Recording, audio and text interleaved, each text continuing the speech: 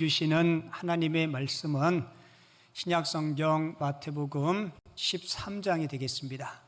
13장 44절로 46절 말씀.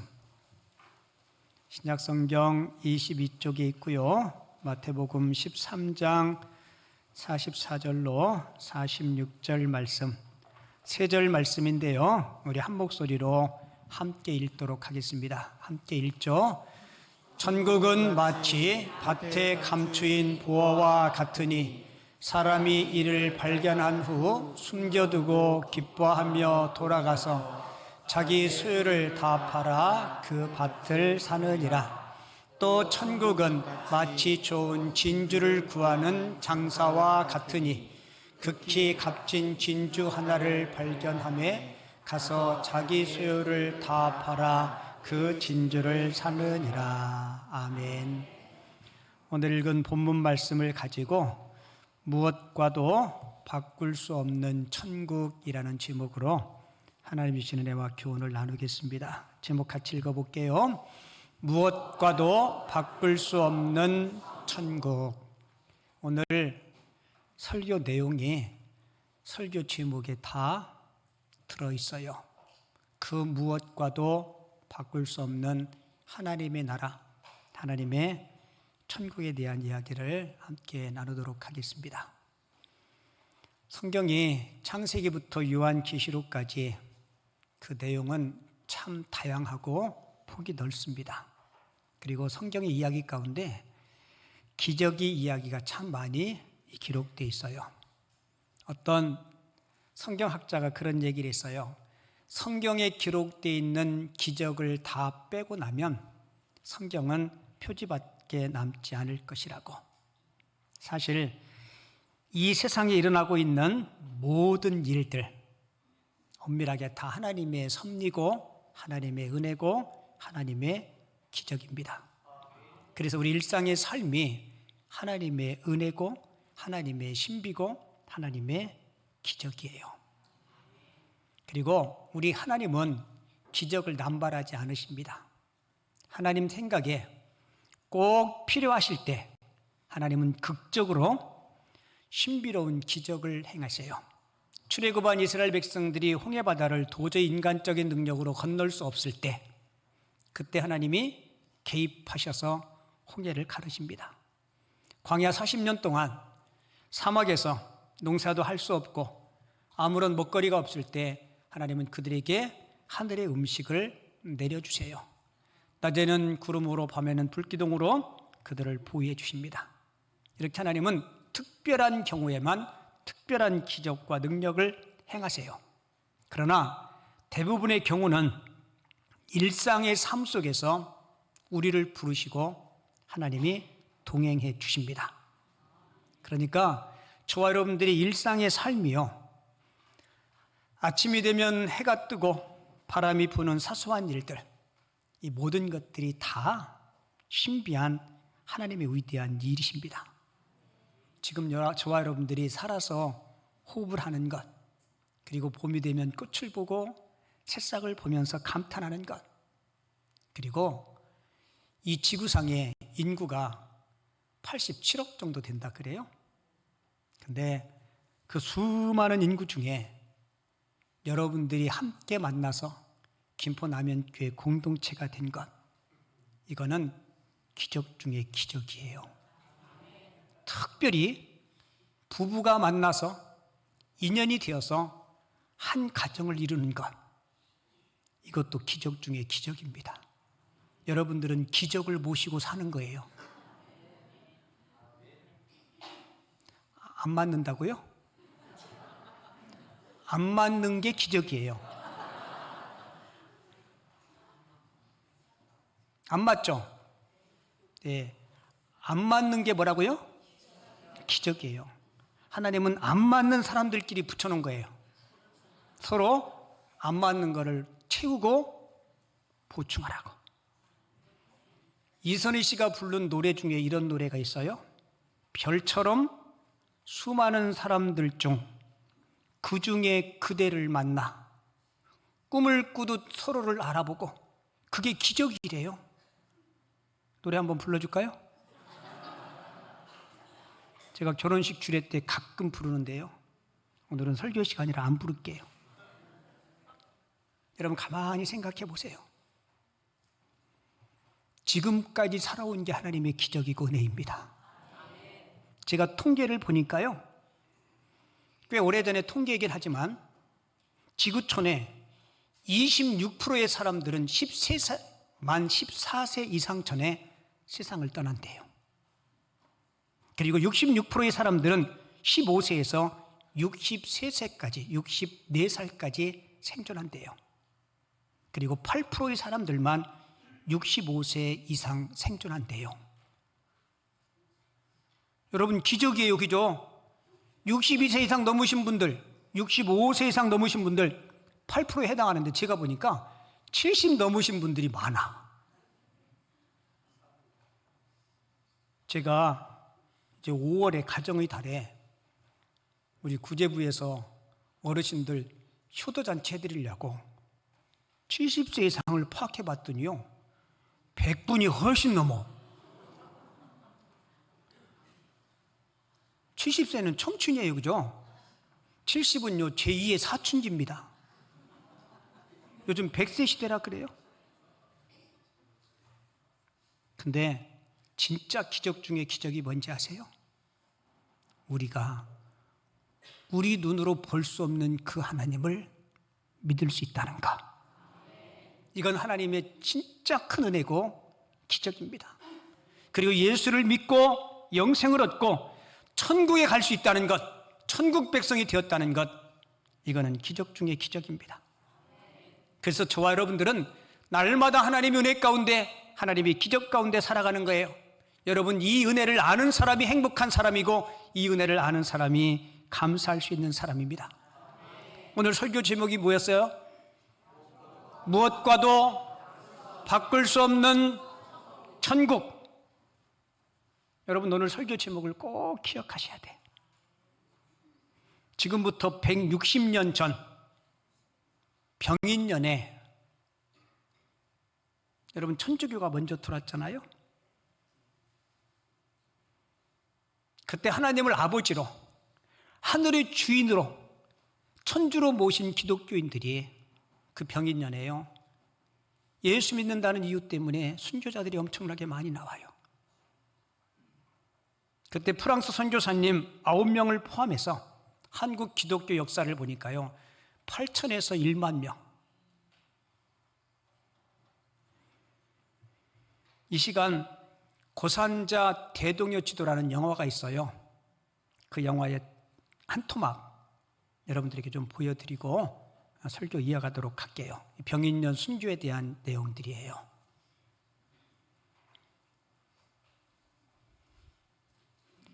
좀 뜸을 들여야 영화가 나와요.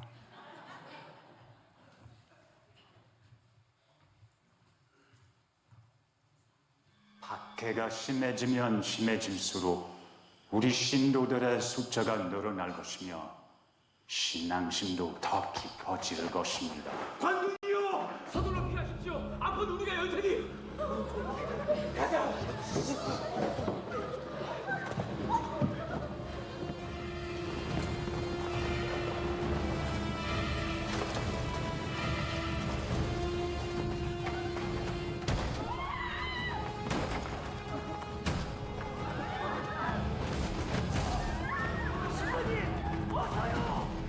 즉체를 하십시오. 신부님!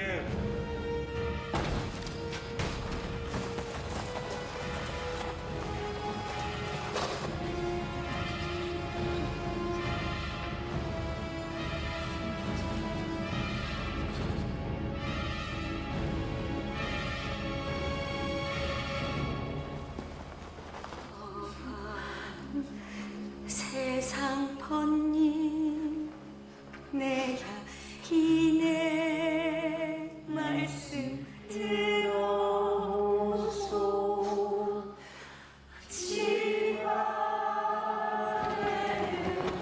조선의 근간을 어지럽히는 천주학자인들이다! 모두를 도박해야 할 것이야! 천주인의 우애의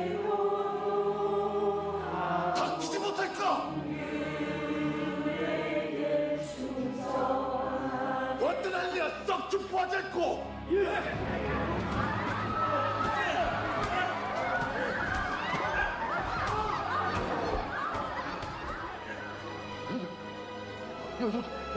여주대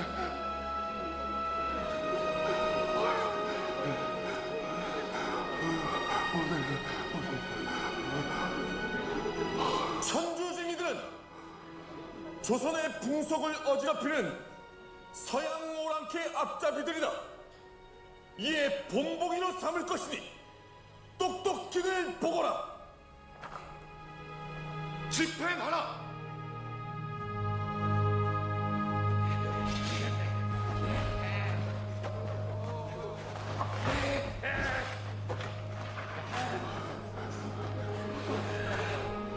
하늘에 계신 우리 아비 신자여, 내 이름이 거룩하심이 나타나며 임하시며 내 거룩하신 뜻이 하늘에서 땅에서 또한 이루어지이다. 오늘날 우리에게 일용할 양식을 주시고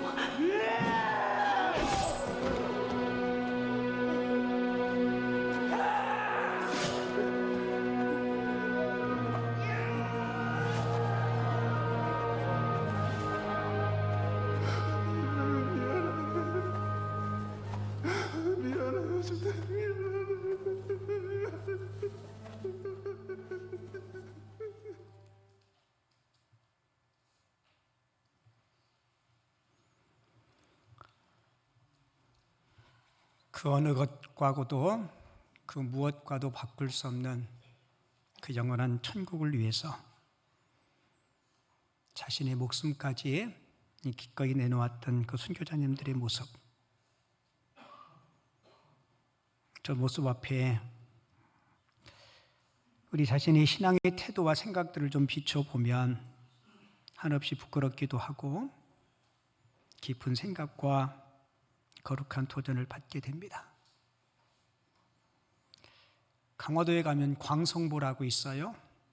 그 광성보가 1886년도 이 병인 순교 때 프랑스에서 선교사님 9명을 학살한 이 조선의 함대를 끌고 와서 전쟁을 일으켰던 장소예요.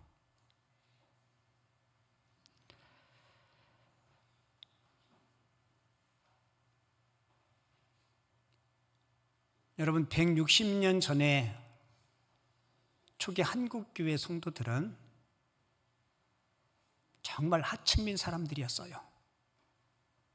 그를 잘 모르는 분들, 백정들, 노비들, 그런 분들이 하나님을 만나고 천국에 대한 소망을 갖고 끝까지 그 믿음을 지켰던 그들의 숭고한 모습들, 우리가 좀 도전받았으면 좋겠습니다. 우리는 정말 너무 편안하게 자유롭게 하나님을 섬기고 예배하는데 어쩌면 우리 신앙이 너무 나태해지지 않았나, 이런 반성을 좀 같이 좀 해봤으면 좋겠습니다. 우리 예수님은 마태복음 13장을 통해서 천국의 가치, 천국이 어떤 곳인지에 대해서 집중적으로 말씀하세요. 그래서 마태복음 13장에 별칭이 있어요. 천국에 대한 이야기를 주님께서 13장 전체를 통해서 하시기에 마태복음 13장을 천국장이라 그래요. 마태복음 13장이 무슨 장이라고요? 발음을 잘해야 된다 그랬죠, 그죠? 잘못하면 천국장이 돼요. 그런데 우리 주님은 마태복음 13장에서 아주 놀라운 말씀을 하세요. 13장 11절에 보면 천국의 비밀을 아는 것이 너희에게는 허락되었으나 그들에게는 아니 되었다라고 이야기하죠. 여러분, 천국은 누구나 다 아는 것이 아닙니다. 천국은 하나님이 허락하셔야만이 깨달을 수 있는 세계입니다. 여러분, 천국은 막연히 사람들의 상상 속에, 생각 속에 머무는 것이 아니에요. 그 천국은 우리가 반드시 가야 할 궁극적인 목적지, 그것이 바로 천국이고 하나님 나라입니다. 여러분들이 한번 스스로 생각해 볼까요? 만약에 하나님 나라 천국 영생이 없다면 여러분 신앙생활 하시겠어요? 안 할 겁니다. 천국이 없다면 우리의 신앙, 우리의 믿음은 아무런 의미가 없어요. 그래서 사도 바울은 고린도전서 15장 19절에서 이렇게 고백해요. 그리스도 안에서 우리가 바라는 것이 다만 이 세상의 삶뿐이면 모든 사람 가운데 우리가 더욱 뭐한 자라고요? 불쌍한 자라. 맞아요. 우리의 삶은 이 땅의 삶이 전부가 아닙니다. 고린도후서 5장 1절에 보면 만일 땅에 있는 장막의 집이 무너지면 하나님께서 지으신 집, 그 손으로 지은 것이 아니요. 같이 읽어볼까요? 하늘에 있는 영원한 집이 우리에게 있는 줄 아느니라. 여러분, 바울은 하나님께서 지으신 그 영원한 집이 천국에 있는 것을 내가 믿는다라고 표현하지 않고 뭐라고 표현해요? 안다라고 표현해요. 더 확실하게, 더 강한 믿음으로 그렇게 고백한 겁니다. 우리가 부르는 찬송가 528장 4절을 보면 이런 노래 가사가 있어요. 우리를 위해서 뭐 하신? 예비해 두신 영원한 집이 있어. 죄 많은 세상을 떠나게 될 때 영접해 주시겠네. 우리를 위하여 예비해 두신, 다 같이 할까요? 영원한 집이 있어. 죄 많은 세상을 떠나게 될 때 영접해 주시겠네. 오라 오라 방황치 말고 오라. 죄 있는 자들아 이리로 오라. 주 예수 앞에 오라. 아멘. 바라기는 오늘 이 자리에 있는 모든 분들 한 분도 빠짐없이 천국에서 꼭 만날 수 있기를 바랍니다. 스퍼전 목사님이 이런 말씀을 하셨어요. 설교 중에. 내가 천국에 가면 놀랄 일이 몇 가지가 있을 텐데 그 첫 번째로는 내가 천국에 왔다는 사실 때문에 내가 놀랄 것이고, 두 번째로는 그 사람 올 줄 알았는데 가보니까 없더래요.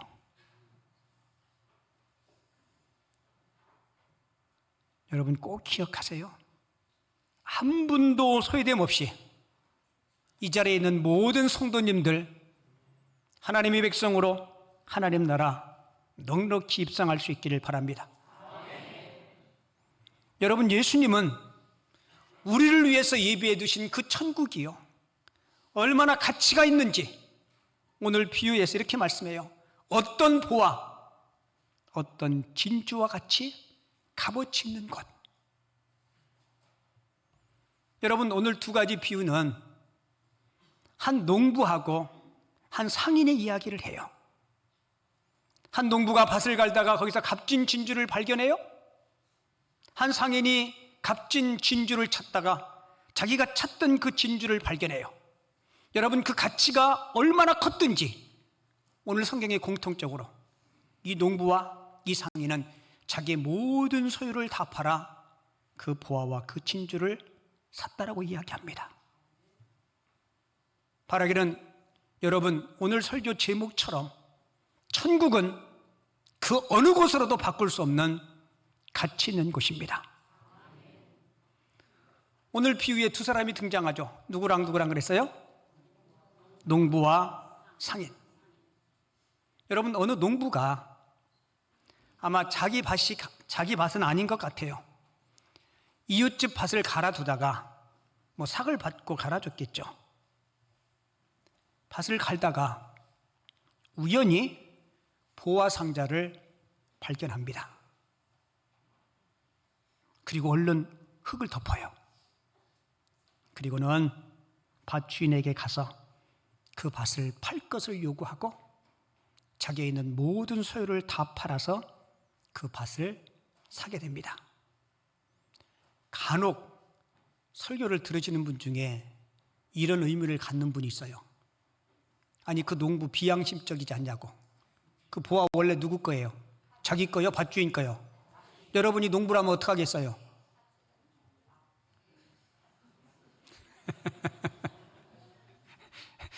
주인에게 내가 밭을 갈다가 보화를 발견했는데 이거 주인님 거 아니냐고. 여러분, 예수님의 의도는 지금 그런 말씀이 아니에요. 지금 밭주인이 누구냐 그런 이야기, 도덕성을 이야기하는 게 아닙니다. 자, 이 농부는 밭을 우연히 갈다가 거기서 뭐를 발견해요? 보화를 발견해요. 자, 내가 기대하지 않았는데 보화를 발견하게 됩니다. 찾지 않았는데 하나님의 은혜가 내게 임하는 경우가 있어요. 반대로 상인은 값진 진주를 찾아 부지런히 찾습니다. 여러분, 때로는 신앙이요, 내가 열심히 사모하고 추구할 때 하나님께서 더 값진 은혜를 우리에게 주신다는 거예요. 때로는 예상치 못했는데, 내가 기대하지 않았는데 하나님의 은혜가 내게 임할 수 있고요, 때로는 간절히 사모해서 값진 주님의 은혜를 경험하는 경우가 있습니다. 여러분, 이 두 비유의 공통점은 딱 하나예요. 하나님의 은혜를 뭐할수록? 체험할수록, 내가 주님의 사랑과 그 은혜를 깨달을수록 세상에 줄 수 없는 참된 기쁨을 누리게 된다는 겁니다.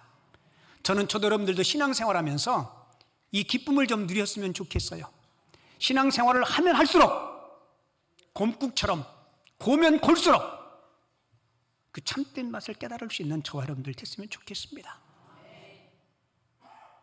여러분, 천국을 발견한 사람은요, 이렇게 살아야 돼요. 천국 백성이 된 저와 여러분들은 이렇게 살아야 됩니다.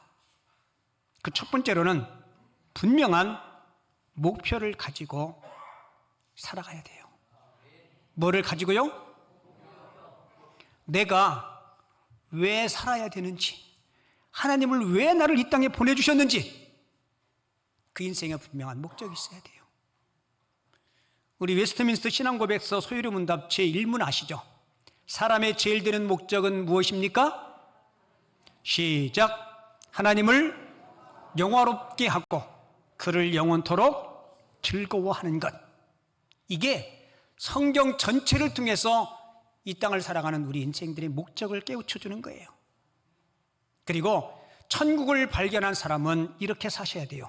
중요한 순간에 바른 결정을 내리며 살아야 됩니다. 여러분, 영원한 것에 가치를 두는 사람은 뭔가를 선택할 때 결코 흔들리지 않습니다. 그리고 세 번째로는 점점 더 성숙한 믿음으로 자라간다는 거예요. 왜요? 유한한 것이 아닌 영원한 것을 추구하기에 삶의 성숙과 변화가 따라오는 거예요. 그리고 네 번째로는 마음의 평안과 참된 기쁨을 누리게 됩니다. 누가요?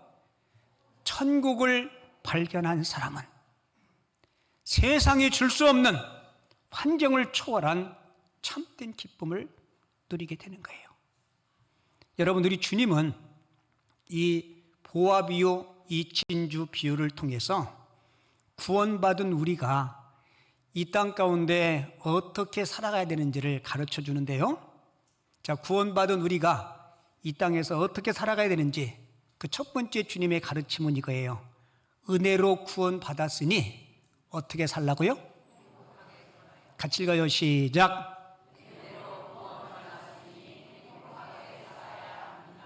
아멘이신가요? 그래서 여러분, 예수 믿으면 행복해야 돼요. 교회 오면 좋아야 됩니다. 마음에 무거운 짐, 예수님은 누구를 초청해요? 수고하고 무거운 짐진 자들을 다 오라 했는데 교회 와가지고 더 스트레스 받고 마음에 무거운 짐 가지고 가면 안 되잖아요. 여러분, 예수님 시대에 지금도 그렇지만 그 팔레스타인 지역은 전쟁이 끊임이 없었어요. 그래서 그 시대에 살던 백성들은 자기 재산을 가장 안전하게 보관할 수 있는 방법이 돈보다 더 값어치 나가는 보화, 그런 귀금속들을 그들은 재산으로 보관했대요. 근데 이 재산을 보관해야 되는데 이걸 어디다 보관해야 가장 안전할까? 그 당시 랍비들은 이렇게 얘기했대요. 재물을 숨기기에 가장 안전한 곳은 어디일까요? 땅. 그래서 그 당시에 이런 금은 보화들을 땅에 많이 감춰두었다고 합니다. 근데 문제는 금은 보화를 감춰놓은 사람이 갑자기 죽은 거예요. 가족들에게 얘기도 않고. 그래서 그 당시에 그런 사람들이 많이 있어서 아무도 모르게 보물을 땅에 묻어놓고 죽은 사람들, 그 보물을 캐낸 땅굴들이 많았다 그럽니다. 여러분, 예수님은 이 첫 번째 비유를 통해서 우리에게 주는 귀한 교훈이 뭔지 알아요? 여러분, 농부가 밭을 갈 때 그곳 어디인가에 보물함이 있을 줄 알고 밭을 갈았을까요? 아니요. 이 농부는 우연히 밭을 갈다가 보물을 발견하는 횡재를 만난 거예요. 전혀 뜻밖의 만난 횡재죠. 우리가 영어로 행복을 해피니스라고 이야기하잖아요. 이 단어의 뿌리는 해비라는 단어에서 왔대요. 그게 무슨 뜻이냐면 우연히. 여러분, 우리 신앙생활하고 여러분들은 어느 계기에 어떻게 예수를 믿게 되었나요? 우연히 예수 믿은 분 계세요. 저도 우연히 예수 믿어서 목사 됐어요. 제가 우연히 예수 어떻게 믿었냐면요, 다시 한번 얘기할게요. 오랜만에 충남 홍성군 갈산 면상절리 갈산 성결교회가요 산기슭에 있었는데, 제가 초등학교 입학하기 전에 교회 가니까 먹거리 줬어요. 간식.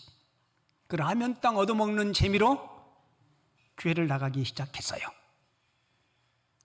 우연히 먹는 것 때문에 주일학교를 나가기 시작해서 천국 백성이 되었고 하나님의 자녀가 되었어요. 그리고 어느 분은요, 예수 잘 믿는 처녀 만나서 결혼해서 신앙을 가진 분도 계시고, 어떤 사람은 학교 입학했는데 미션 스쿨이라서 과목에 성경 공부 과목이 있다가 그 성경을 배우다가 예수 믿은 분도 계시고요. 그리고 예전에는 군대 가면, 교회 가면 군대 교회에서 뭐 준지 알아요? 초코파이 얻어먹고 세례받고, 그래서 그게 계기가 돼서 예수를 영접한 사람도 있습니다. 그런데 여러분, 우리 입장에서는 그게 우연 같지만 하나님 편에서는 결코 그게 우연이 아닙니다. 하나님의 특별한 계획과 하나님의 섭리 가운데 하나님은 저와 여러분들에게 세상의 그 무엇과도 바꿀 수 없는 그 영생과 천국을 선물로 주신 거예요. 그래서 사도 바울은 에베소서 2장 8절에서 이렇게 이야기해요. 너희가 그 은혜를 인하여 믿음으로 말미암아 구원을 받았으니, 같이 읽어요. 이것은 하나님의 선물이라. 여러분, 우리는 그 구원의 선물을 두 손 가득히, 가슴 가득히 받았습니다. 제가 우리 김포남연교회 처음 시작하면서 김포남연교회 목적을, 김포남연교회 비전을 뭐라고 할까? 그 첫 번째 비전을 이렇게 세웠어요. 천국의 기쁨을 경험하고 천국을 확장하는 교회. 오른쪽 맨 위에 있어요. 같이 읽어봐요. 시작.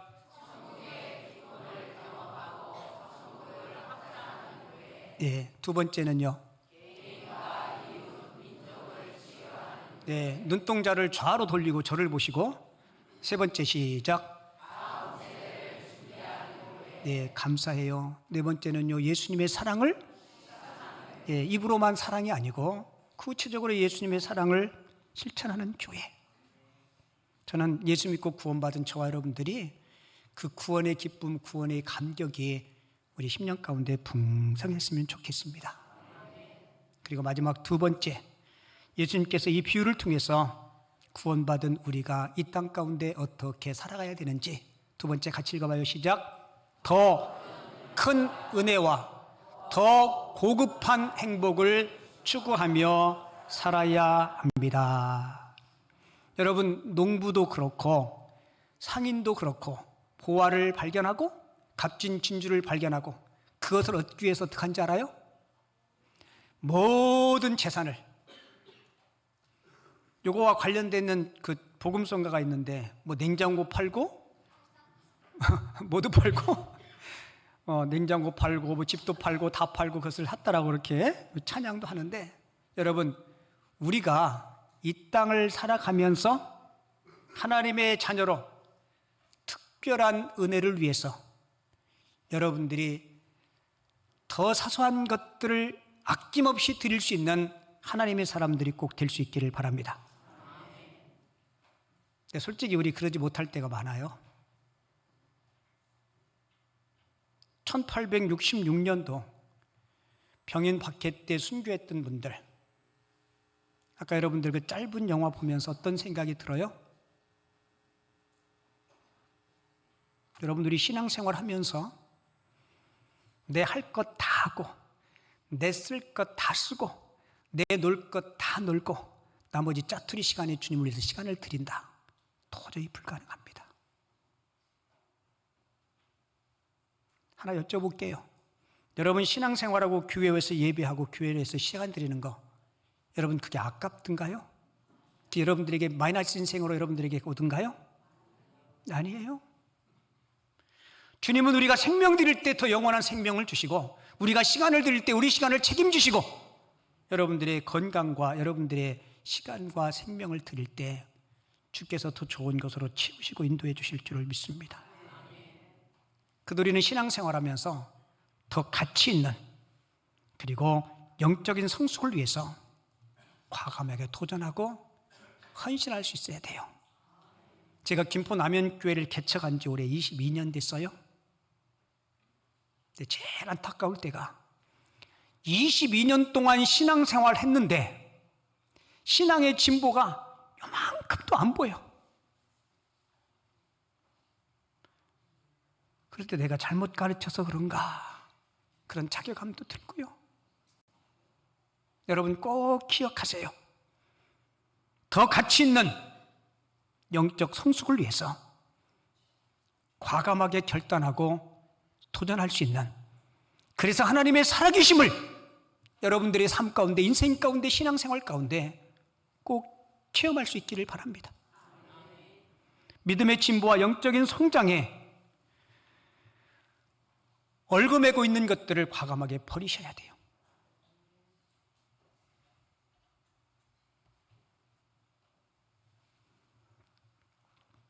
학교 다닐 때 공부 잘하는 학생이 있고 공부를 좀 못하는 학생이 있고 그래요. 근데 선생님이 공부 못하는 애가 지각하면 뭐라고 이야기할까요? 네, 지금 얘기하는 분들은 다 들어본 얘기예요. 공부 잘하는 애가 지각하면요, 오늘도 무슨 일 있었니? 막 염려를 담아서 그렇게 반응해요. 공부 잘하는 학생이 정말 드물게 지각을 했어요.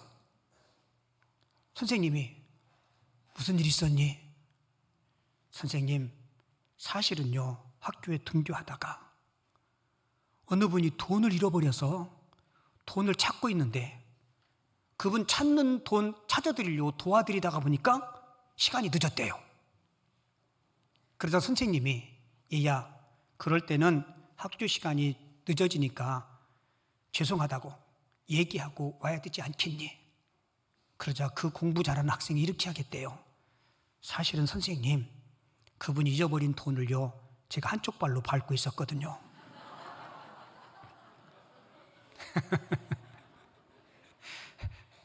여러분, 한쪽 발로 돈 밟고 있고 계속 그 자리 빙빙 돌 거 아니에요. 돈 찾아주는 척 하면서.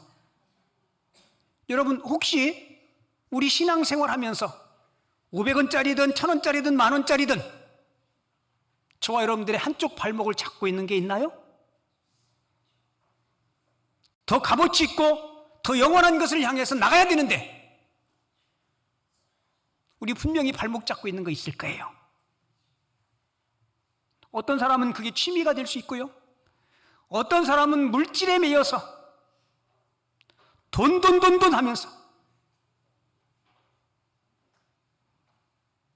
어느 사람은 지나친 욕심이 그럴 수 있고요.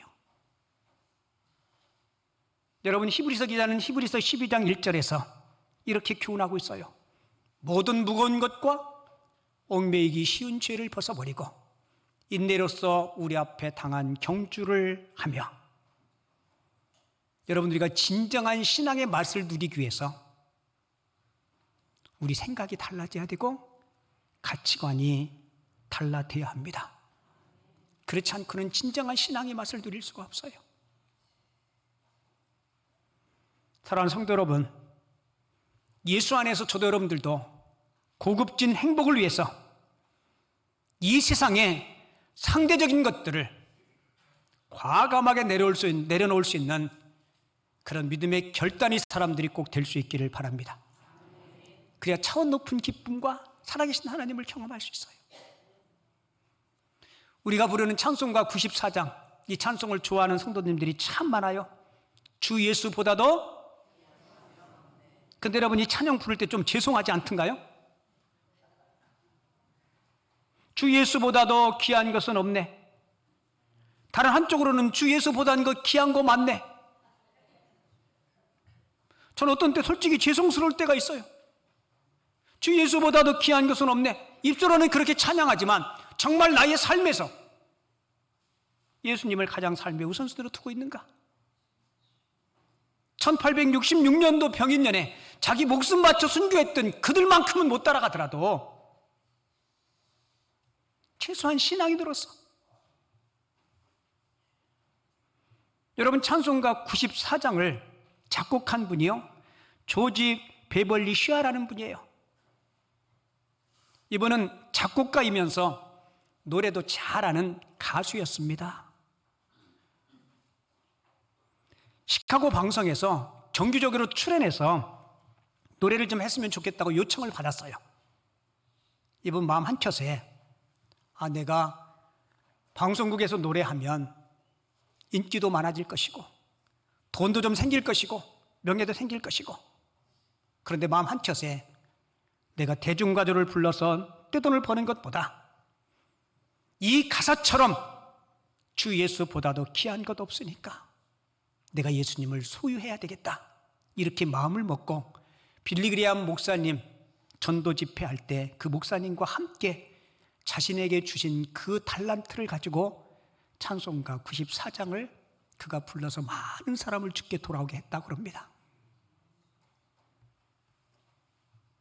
여러분, 세상에 예수님보다 귀한 게 있어요, 없어요? 대답하기도 죄송해요? 대답하셔야 돼요. 여러분, 여러분들의 생명, 여러분들의 영생, 여러분들이 천국보다 귀한 거 있어요, 없어요? 여러분, 우리는 눈에 보이는 것 때문에 영원한 가치를 놓치면 안 됩니다. 1차원적인 세상적인 명예욕이나 세속적인 가치관들, 때로는 용기 있게 내려놓을 수 있는 하나님의 사람들 다 됐으면 좋겠습니다. 우리 다 같이 오늘 주신 말씀 마음에 좀 새기고요, 찬송가 94장을 같이 한번 부르면서